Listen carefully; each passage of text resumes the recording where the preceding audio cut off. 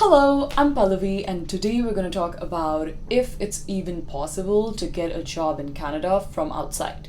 If you clicked on this video, then you fall in one of two categories. Number one, you do not yet have a PR. You first want to come to Canada with a work visa and then see if you like the country, maybe apply for a PR.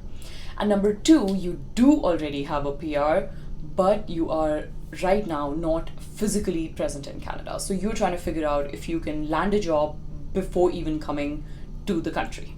If you are in one of these situations, keep watching because we're going to break down what exactly this process looks like and what you should be aware of while you try to find a job from outside Canada. And at the end, we're going to break down what the best options might be for each one. It is important to understand what an LMIA is for this whole process.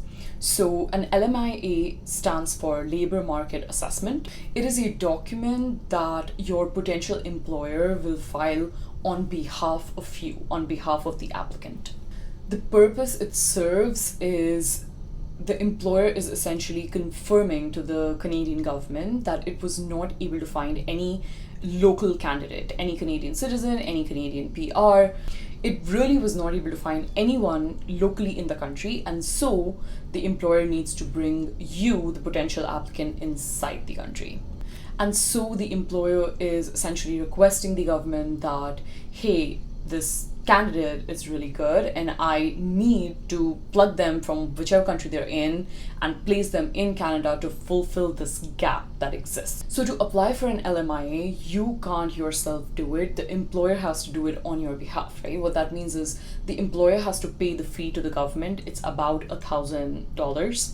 The employer also has to account for that time that lapses while this process happens, and they also will likely be paying the immigration professional because very few companies actually know how to do this process. So given the nature of an LMIA, the only people who actually need it are entirely foreign workers who don't have any ties to Canada. And that tie can be you're an existing citizen, you are an existing or new permanent resident, right? Maybe you are in Canada on a student visa and you qualify for a postgraduate work permit. Even then, you don't need an LMIA. Pretty much the only people who need an LMIA are people who are completely foreign, have no ties to Canada, and are trying to come to Canada purely for employment. For the people in categories that I just mentioned, such as if you are trying to become a permanent resident first, or if you are currently a student, the entire process is carried out by you, the applicant, not the employer, right? So if you come here and study in Canada, you will yourself be paying the postgraduate work permit fee, right? If you're applying for a permanent residence by yourself without going through the employment route, then again, you are paying for that fee, right? If you take help of any of the professionals, if you consult an immigration person, if you consult any lawyers, anything at all, you are paying for that yourself. Therefore, the employer, your potential employer, does not need to bother at all with this process. So who do you think the employers are going to prefer? Someone they have to spend a lot of time and energy and effort on, or someone who's already spent that time, energy, effort, even the funds, and they're ready to pretty much hit the ground running in Canada? It's going to be the latter. The person who already has some kind of status in Canada, because that individual costs the least to the Canadian employers and provides the most amount of value.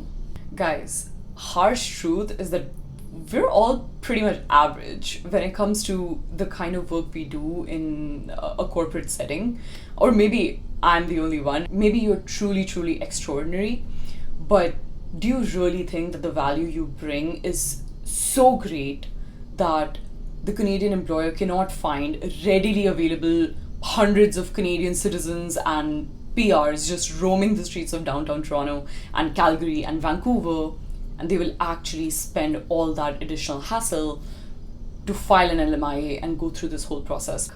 So circling back to our two types of people, if you're in category 1 and you do not yet have a Canadian PR, I would thoroughly recommend that you try to explore the path of actually getting a PR first. That is the path of least resistance. That is where you might see success faster without being demotivated. The Canadian government makes it easy for you to apply for direct PR, but it does not make it very easy for an employer to pick someone from outside and place them in Canada purely for employment, right? So we kind of want to play with the system instead of against it, right? Unless you're trying to change the system, which will be challenging. If you really do not want to PR first, then I would recommend the path of next least resistance is probably talking to your current employer and seeing if they are able to provide you with an LMIA, because it is a lot more likely that someone who is, already in a relationship with you of sorts, that employer is willing to get you an LMIA rather than a completely new employer who does not know you at all. Definitely easier said than done, but I really do think that this is the best use of your time and energy. Okay, now we're going to talk about category 2 people, but so far, if you are finding value in this video, feel free to like it or leave a comment to let me know. Okay, so if you're someone who already has a PR, congratulations, you are already in a better place to find employment. But that does not mean it's going to be easy, because frankly, finding a job anywhere in the world is difficult, right? Especially if you're trying to do it from outside of Canada, it's going to be especially difficult. Employers here prefer that you're placed in Canada, right? And the reason for that is if you go through an interview process, maybe you have one round of phone screening, they would want you to ideally come in, say, the following week and do your interview.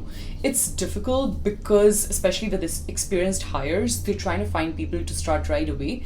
It's difficult if you tell them, oh, I'm going to be in Canada in 2 months, right? So they're looking for someone right now. So if you're not here just yet, maybe that's not the best use of your time and effort. So what should you do in these 2 to 3 months before you come to Canada? Personally, I think the best way that you can spend this time is by networking. And when I say networking, it might seem like a futile thing, like, oh, everybody throws around the word networking. No.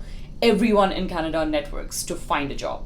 Everyone does it. So if you're not doing it, or if you don't like it, or if you don't know how to do it, know that you're going to be disadvantaged. The way networking is done in other parts of the world versus the way it's done in North America is a little bit different, at least from the experience I've had. I'm not so sure about European countries, but definitely Asian countries versus North America, I think there is a huge difference. So I would say spend some time and actually make those connections, get to know people, leverage LinkedIn. Referrals are probably the only sure shot way of at least getting that interview. After that, it's all your ability and your capability. But how are you going to prove that you're able and you're amazing at a job unless you get the opportunity to go interview, right? And referrals are pretty much the only way of doing that, unless you're in software or app development, in which case, frankly, you've put in a lot of effort in your education and you deserve the relative ease with which jobs come to you. So good for you, kudos to you. But if you're pretty much anyone else, if you take just one thing away from this video, let it be this: network, do it with faith, do it with a strategy. I'll be posting a video on how to do it the Canadian style without seeming desperate and getting referrals from complete strangers. Subscribe and hit the bell icon to be notified when that one is out. So if you don't have a PR yet, focus on getting that PR. It's the low-hanging fruit and will make the job search relatively easy. And if you do have a PR and you're not in Canada yet, I would say focus on building those relationships so they're all warm leads and referrals. So by the time you come to Canada, they're ready to go and it'll be fairly easy for you to line interviews up. So I hope this was useful. I will see you in the next one.